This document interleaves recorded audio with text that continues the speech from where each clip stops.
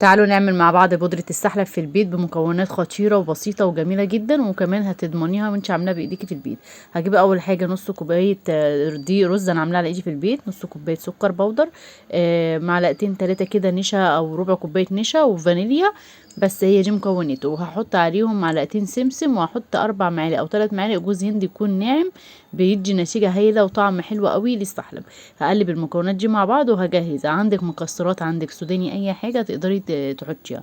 انا هنا كان عندي سوداني كنت جرشاه وجوز هند، وعندي زبيب بيدي طعم حلو قوي لبودرة السحلب.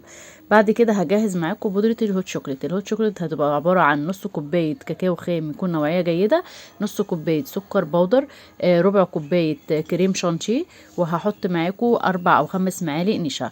هقلب المكونات دي مع بعضيها كده هو كويس، وهبدأ أجهز بقى معاكم لبودرة السحلب. هوريكم بتتعمل ازاي.